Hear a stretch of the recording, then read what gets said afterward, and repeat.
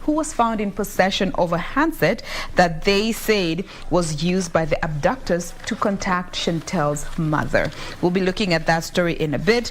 And looking at the main story here on the front page of the Daily Nation, BBI court date jolts referendum plans as the hearing of the appeal from last month's declaration started yesterday, and it has now been set for between the 29th of June to the 2nd of July. And of course, this casts a huge cloud of uncertainty when it comes to the possibility of whether or not we're going to be having a referendum in the month of July, as was hoped by the proponents of this particular initiative.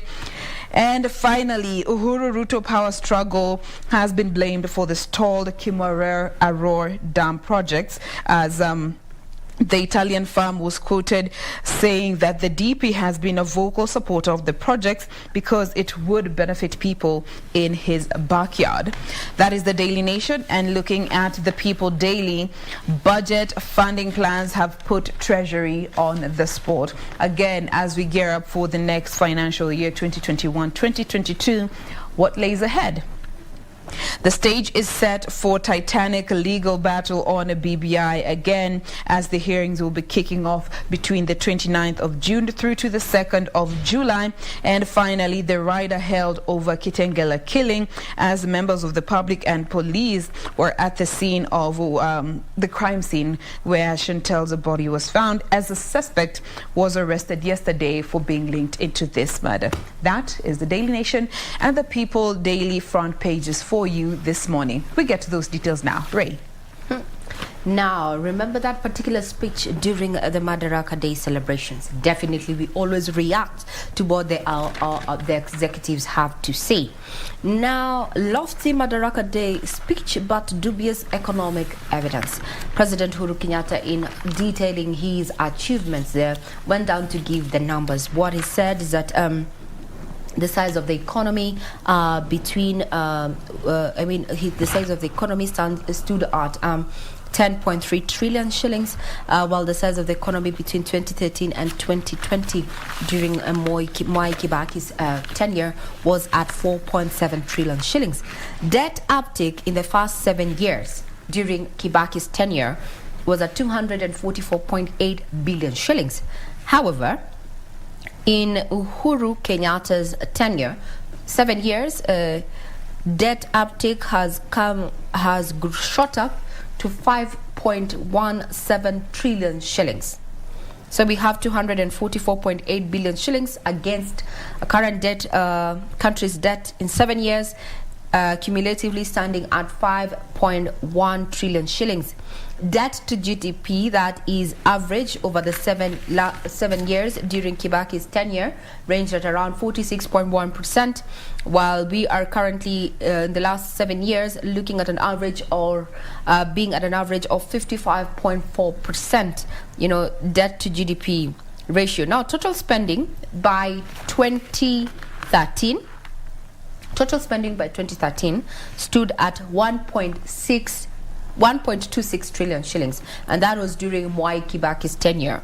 While when we look at our spending during by 2020, analysts have it here at 2.56 trillion shillings. GDP growth in the first 6 years of Mwai Kibaki's tenure was at 153%.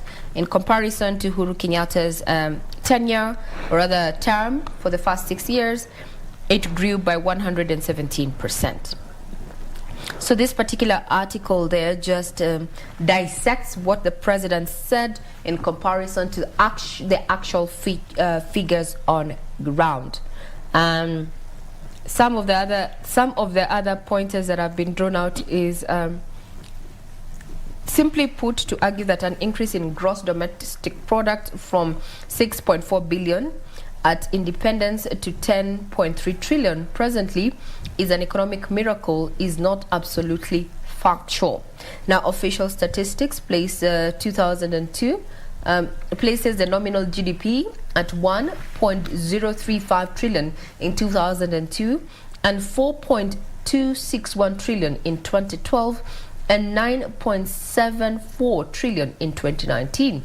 Now, 2002 and 2012 are the last full years in office for former presidents Moi and Kibaki respectively, while 2019 is the last year of updated official data during and pre-COVID economic shocks. Basically, analysts here in this particular article were dissecting the president's speech, where he went ahead to just look at, what he has done during his tenure. Remember, you can get further details on our website in regard to that matter.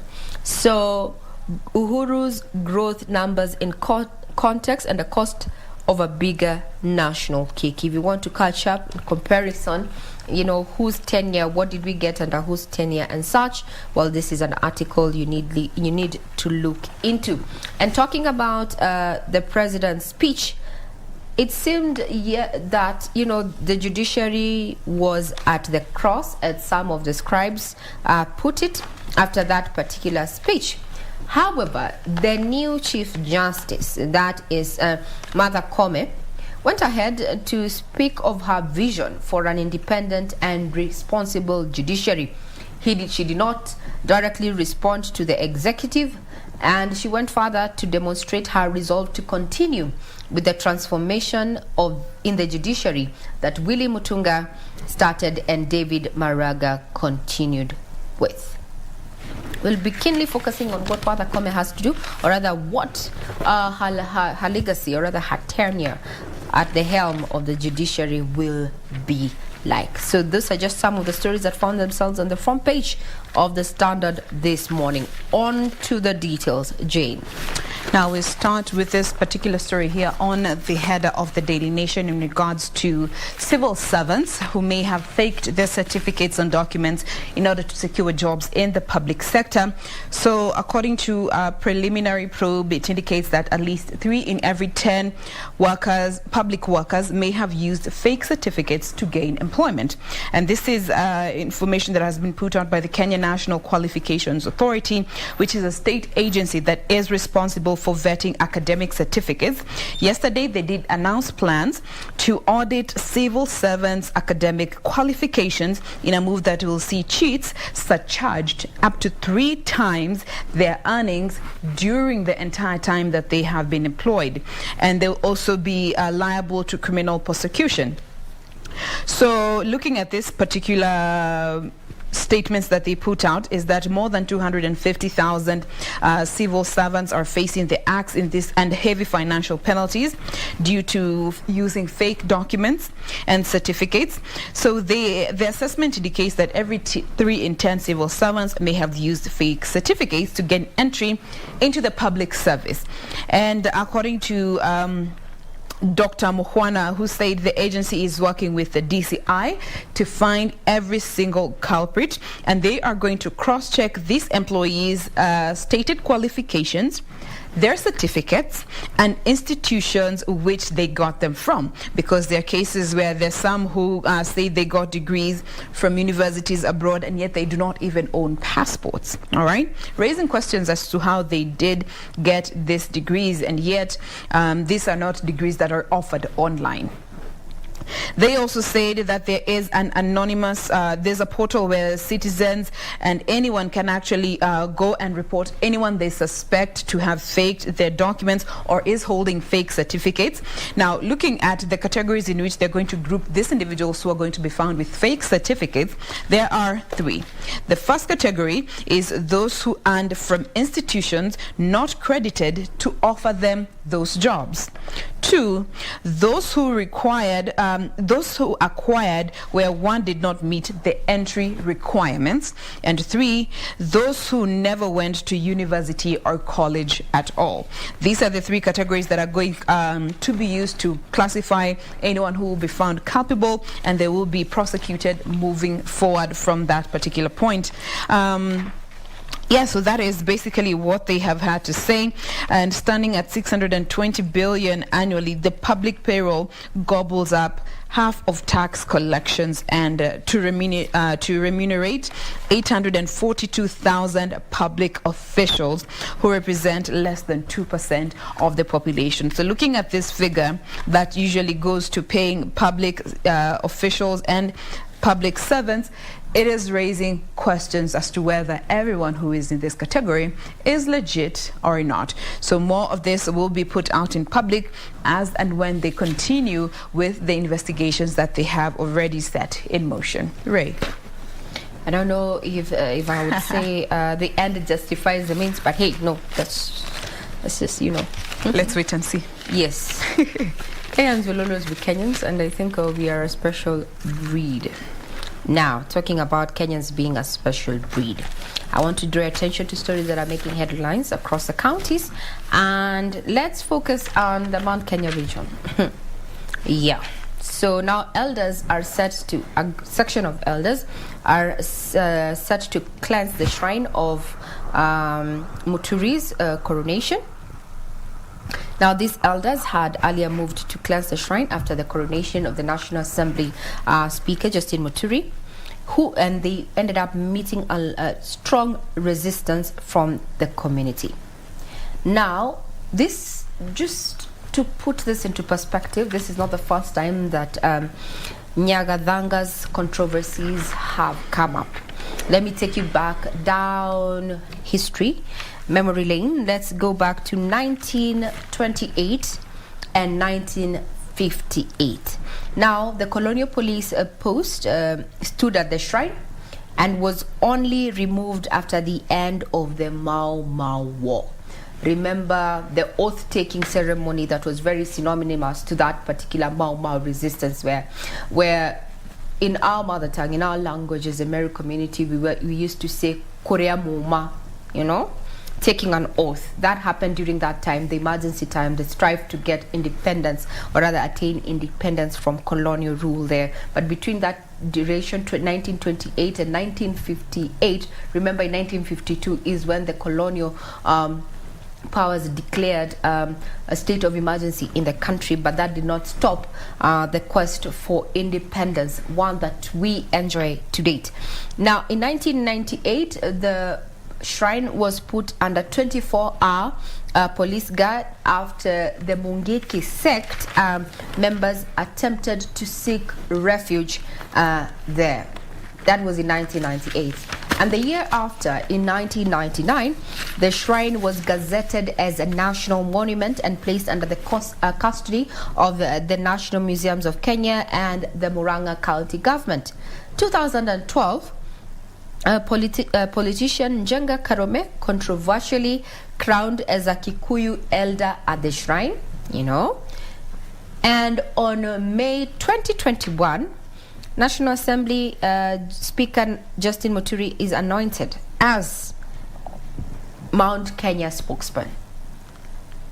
Now it seems that two groups of Kikuyu elders are to hold prayers at Murang'a town and later oversee the cleansing of Mukoro wa Nyagathanga shrine in Murang'a County this Friday, even as 7 governors from Mount Kenya West region plan to hold a meeting. This is what is happening. We say there's a storm brewing over Mount Kenya.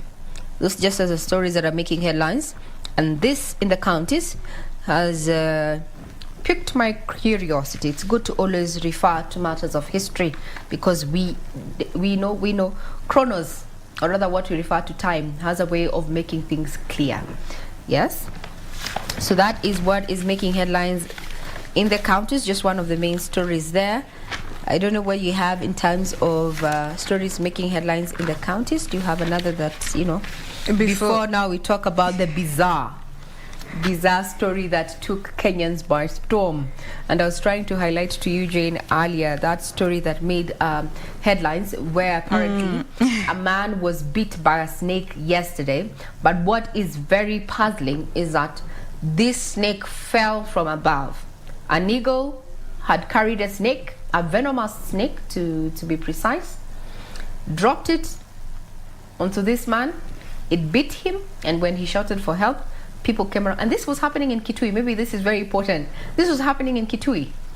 And when the people who came to assist this gentleman came and killed the snake, the eagle swept down and picked up the snake, dead as it was. Then I remember Kamba Nation. This is Kitui. Now, talking about movies, I think, Jane, when you're talking to the artists and the producers and directors who are going to be coming on board in not too long, maybe they can pick this scene and recreate it, because it's so puzzling. Very. How did that eagle pick on that particular man? Why did it swoop in to pick up that snake? Anyways, live from Kitui. What can I say? Lunch to go. Yes. Now, before we get to more of those bizarre stories, just look at what the papers have for us in regards to the BBI court date. But before we get to do that, maybe we could catch a very quick breather. We get back with more of what the papers have for us. So do stay with us. We definitely have so much more lined up for you. Be right back.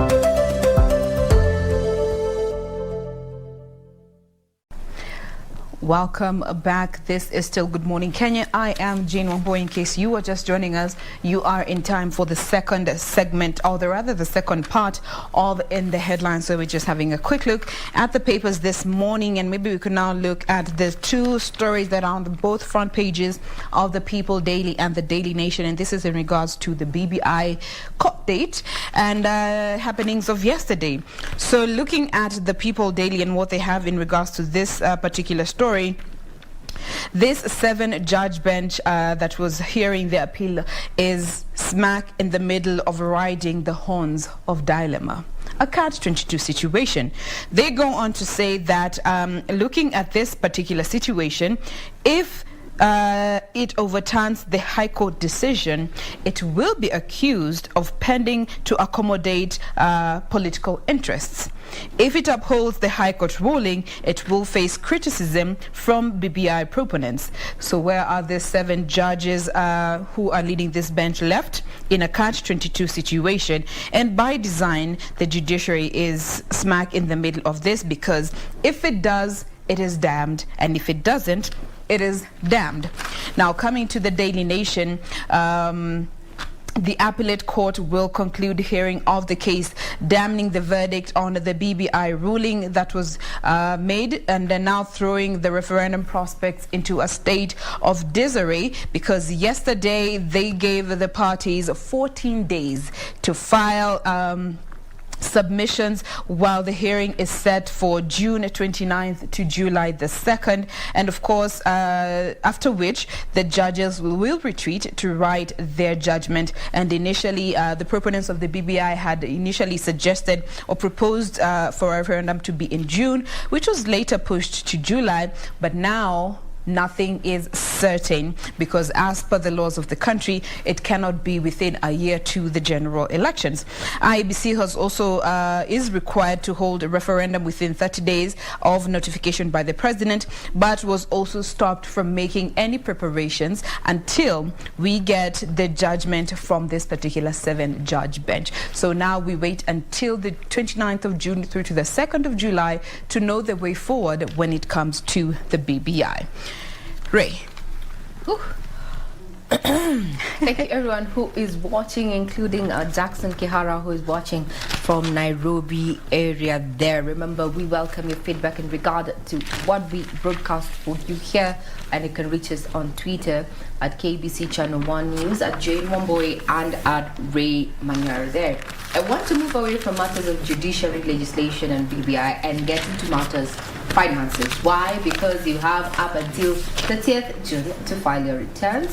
That is according to KRA. And on top of that, we're going to be having the budget being read in the next few days. Actually, this is going to be taking place next week on Thursday. So ahead of that, let us look at the numbers around, that we need to look out for. When you talk about fiscal planning, especially the budget 2021-2022, what comes into mind is the issue of debt management and debt servicing. Now, Kenya is set to begin paying loans from China from next month. This is after the tax holiday, the 6-month tax holiday comes to lapse. Remember, we have quite a debt there to pay, beginning in a report on the country's external debt obligation. Treasury disclosed that 162 billion debt from the Exim Bank of China that Kenya tapped into in December 2015 fell due after a 5-year grace period with the country, and expected to make 30 semi-annual payments for the next 14 years. 30 semi-annual payments for the next 14 years. So if your child is 1, by the time we're done with that particular loan, your child will be a practical teenager of the age 15. So, however, China, Kenya's largest bilateral lender, gave Treasury a debt repayment holiday of 30 billion, including the first payment of the second phase of the SGR from Nairobi to Naivasha. So 162 billion shillings among what we need to start paying up for come next month. Has that sunk in? Still keeping up with the numbers is that there are other countries other than China that have extended their debt repayment to Kenya, are including Italy, which has rescheduled the loans amounting to 6.9 billion, France 4.3 billion, Spain 3.2 billion, Japan 2.4 billion, and Germany 1.7 billion shillings. Yeah, so Kenya also received a debt repayment moratorium from some of the 10 club member countries that will defer a payment of up to 32.9 billion shillings that was due to them between January and June this year.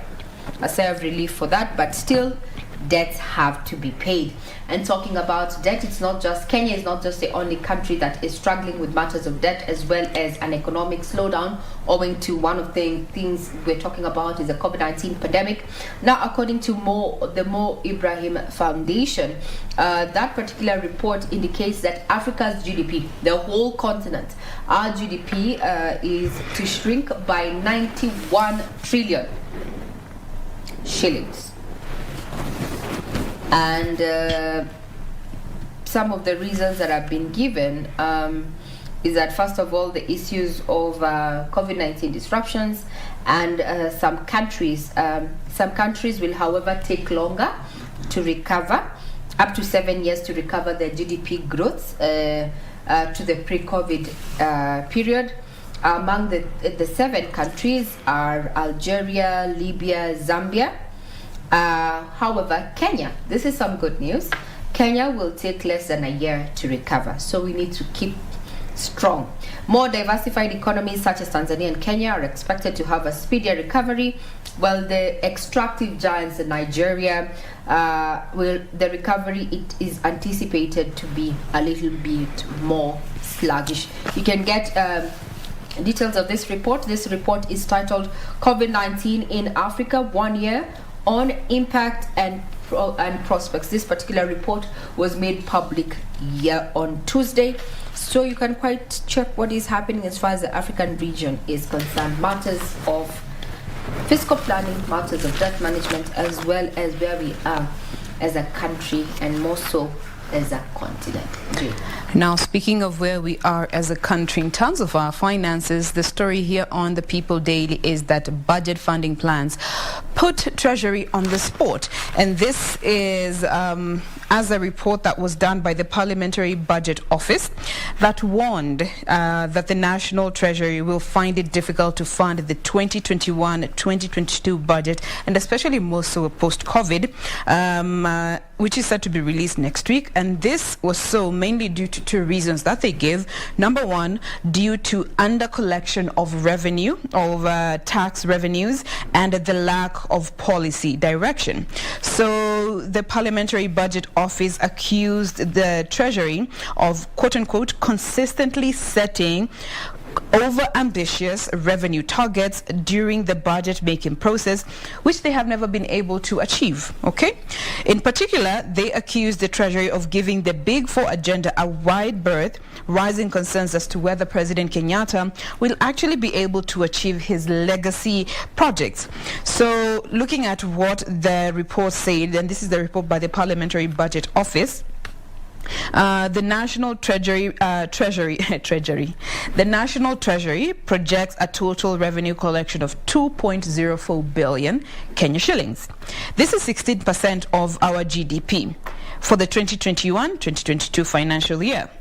Ordinary revenue will be 1.7 billion, 14%. Looking at the targeted collection from income tax, which accounts for 50% of the entire revenue collection, it is set at 835 billion. The other main sources for ordinary revenue are VAT, which will be contributing 473 billion. Then we have excise duty, which will be contributing 241 billion. And we'll also have import duty, which contributes 119 billion Kenya shillings, bringing it to a total of 1.776 billion against the 2.04 billion that Treasury projects. Now, according to the Office of the Parliamentary Budget Office, since the financial year 2013-2014, National Treasury has never been able to meet the targets that it has been setting per financial year. And this calls for them to go back to the drawing board, because they need to move away from the usual revenue collection methods and look at enhanced measures, which have proved, because what we are doing has proved to be ineffective when it comes to meeting our budget. Year in, year out, we're having deficits, but we are still working with the same budget. So they call on the Treasury to relook how it is this grand and over-ambitious plans that it has when it comes to setting this budget. So as we wait for the budget to be presented next week, to be released next week, let's see how they're going to do it this time, if they're going to heed the advice from the Parliamentary Budget Office. But how do you see this going, Ray? When the Parliamentary Budget Office says that Treasury is, where is this? They use, quote unquote, consistently setting over ambitious revenue targets during the budget making process. Is it a question of being over ambitious or being hopeful? Okay. Let's look at our budget applications. Let's just look at the recurrent expenditure, because that is what heavily, that is what remains constant. Over the last few years, we have seen the wage bill taking up over 50%.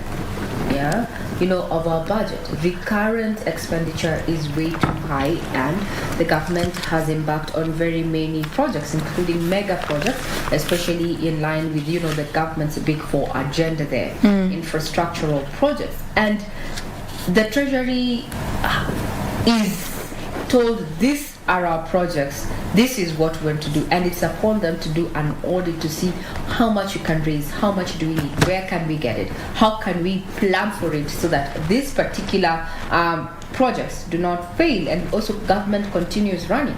I keep on saying here that government does not have money. Government does not generate its own money, so it has to get money from somewhere, and that's why we have issues of revenue, and we are also doing a spot check, Jain, here from our business desk, to just look at expectations from various sectors as well as, individuals. What are the expectations ahead of the budget presentation in the next 1 week, which is going to be taking place on Thursday? And what Kenyans want is that the cost of living to come down. But then at the end of the day, does government has the requisite capacity to bring the cost of living down? Well, it needs the monies. We have already said that come July, we are expected to start paying the first trunque for the Naivasha SGR, and we're talking about 162 billion shillings. And that's just one of the loans that we need to start repaying. So what happens to the Big Four agenda, especially now after 1 year of COVID-19 disruptions? KRA has always been put on the spot, Jain, as a taskman for meeting its targets, revenue targets. Will this time be different? Remember, they closed the year, the financial year, on June 30th. Some of the policies that have been put in place, just try and support the taxman to rake in more revenues include the withholding tax as well as turnover tax that was halted just a few months ago. And this 1%, it had been proposed at 3% and reviewed to 1%. Businesses came out and said, we have not been making profits. Why should we still continue paying for something that we are not earning from? And I remember hosting an analyst who said, now basically, government is in your pocket. Government has become your expense. After you've done your house rent and everything else, you put in government, because we need to support government. Tunaambiwa kulipa ushuru ni kujitegemea. So, well, the recurrent expenditure is where we at, and I think when you're doing this budget, or rather those people who are charged with this, given some of the proposals for the amendment of the Finance Bill 2021, well, it's really going to hurt mwananchi, because if you increase VAT, for example, to 16%, actually put VAT on the transportation of bread, it means bread goes high. But then you're also bringing down the cost of medical equipment, so this is bound to make medical services cheaper. But at the end of the day, sum total, are these priority? Are these priority, or what is going to be priority? So I'm going to also be keenly waiting as a business reporter there, Jen, to just see what Ukur Yatani gives priority areas, especially under these unique times, COVID-19, and remembering that we have our elections just around the corner, and they're going to fall somewhat. They're really going to shape what is going to be done during this finance year 2021-2022 that culminates in June 2022. And we all know what is happening with the constitutional amendments there and the legal aspects, judiciary, legislature. But this, when it comes to fiscal planning, is something that we really need to ask ourselves. Priority: what is our recurrent expenditure? Can we, just chop it? And that's why I think some critics will say the passing of the BBI would increase more people in the executive, more persons in the executive, and this would grow the wage bill, which is already ballooning, which is already getting out of hand. So do we have our priorities right? But we say the question still remains: has reggae stopped, or has it been halted? We'll continue keeping tabs on that. Question of priorities, because the country must move on, bills must be paid, development projects must continue. So, but in what order? That's the question. So let's wait for next week and see how that is going to be. Now, coming back to the Daily Nation, I'd like to look at this particular story concerning the latest developments in the murder probe into Chantel's killing. Now, more details continue to emerge by the day, and now it is the involvement of a border rider who has been linked to this particular murder case. So detectives yesterday arrested the first suspect. Okay, at around 1 p.m., police officers arrested a border rider in possession of a handset that what they said, the detectives say, that was used by the abductors to contact Chantel's mother, that is Miss Regina. The rider was apprehended just meters from where Chantel's body was found.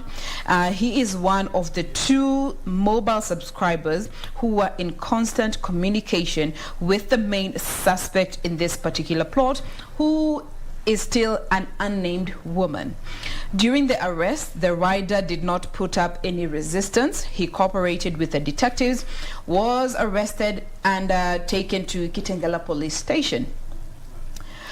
He's told the detectives that he picked the phone on a road.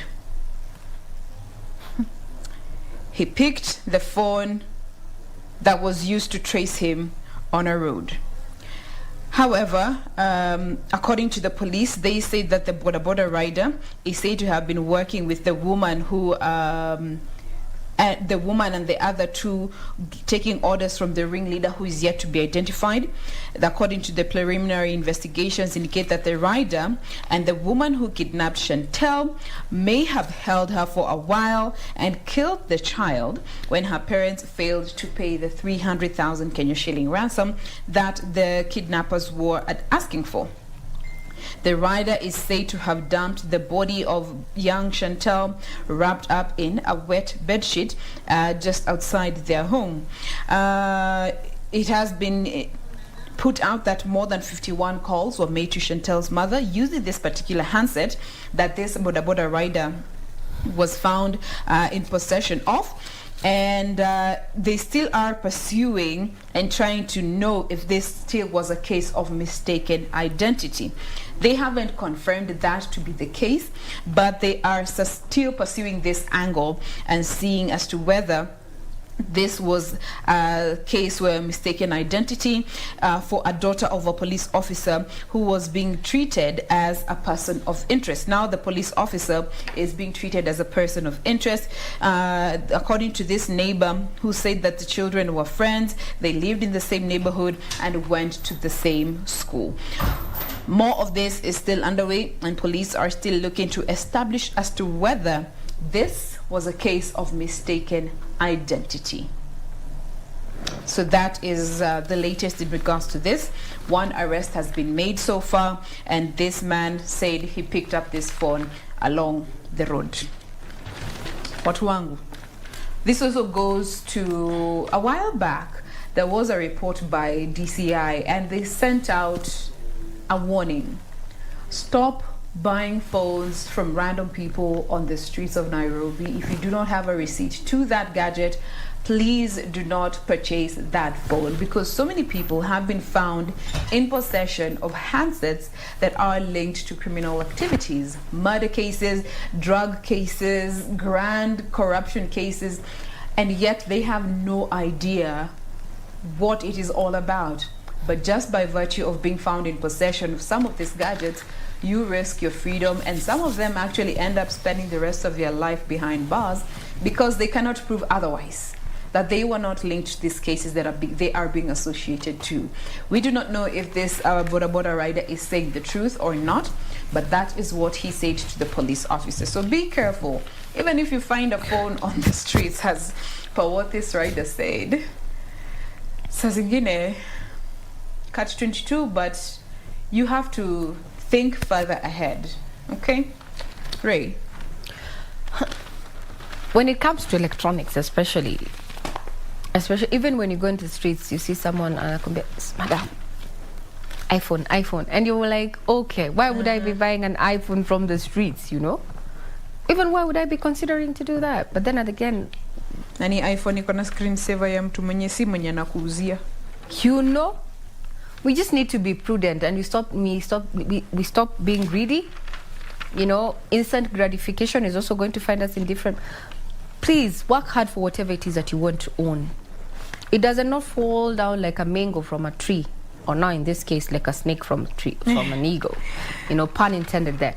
But we need to be a little bit more prudent, because trust me, if you are caught in possession of a stolen item, especially a stolen item where the person is dead, you know, by the time the investigations, or rather the IO, the investigations clear you off, maybe it was just, you just picked it up and decided to use it, you saw no harm. By the time you're cleared, your life will be miserable, because investigations in this country take long. By the time your name is cleared, you'll have suffered. So please, for the avoidance of, you know, disruptions of your life especially, and also the people who love you, exercise a little bit of prudence when it comes to, you know, purchasing of electronic items. And at the end of the day, I also want to appreciate that the DCI has become somewhat very open with these investigations. We get to know what is happening, especially stories that have been highlighted by mainstream media. We get updates. That builds a lot of confidence, you know, in this particular authority, you know, especially at a time when Kenyans are feeling a little bit insecure, you know. Yeah, so be careful where you buy that particular electronic gadget. Have a receipt. Get a receipt. Get a receipt. And if you can identify the person who sold it to you, the better. Because that's actually what DCI is saying. If you purchase a gadget and it is linked to a murder case, an ongoing case, and you have a receipt and you can direct them to where you got it, that is evidence that can get you off the hook. Because then you would have removed the blame and shifted the blame from you to the entity that sold this phone to you. So always insist on receipts when you are making big purchases, and especially when it comes to gadgets, because we are moving to a different phase when it comes to technology and information, and everything is moving to the tech space. So even crimes are advancing as we are advancing with time. True. Receipt muhimu. Definitely. And it's not an orange or a sugar cane you're purchasing from the market. It's an electronic gadget. Now that bizarre story, Regina, usicheze ni kama tumeisahau. Yeah, those are your people. That's a Kamba nation, Jain. So tell us. We do. Those are things that take place in Kamba. Should we be worried? I mean, a snake from the sky, surely. I even don't want to imagine that. No, see, the eagle ilikuwa imebeba takeout COVID-19 times in a jijali, you know, inabeba takeaway. Unfortunately, ikapitana na eagle mwenzake kusalimiana, banta here and there, ikadrop chakula. What are you saying? What did you just say? Oh, it was a takeout. Then kidogo it dropped the takeout. Ikaangukia mtu inside the car. Kwani alikuwa na sunroof. That's what I want, but yeah, that's what ikaingia ndani. I don't know. That's still puzzling, and my issue is that when it waited for the snake to bite this man, and other people came to his aid, and when they had killed the snake, it swooped down and picked it. That's my issue. That's my issue right there. It was waiting around for you guys to finish all the hullabaloo that was going on. Ikiona the coast is clear, shoop, ikachukua takeout yake ikaenda kumalizia mbele. And with that, we want to put a cap on in the headlines. That has been a quick look at what the papers have for us this morning. A copy of the Daily Nation, the People Daily, the Star newspaper, as well as the Standard newspaper this morning. But it is Entertainment Thursday. We are about to switch it up and move to matters entertainment. So do stay with us. The hashtag still remains Good Morning Kenya, Pale Twitter. Stay with us.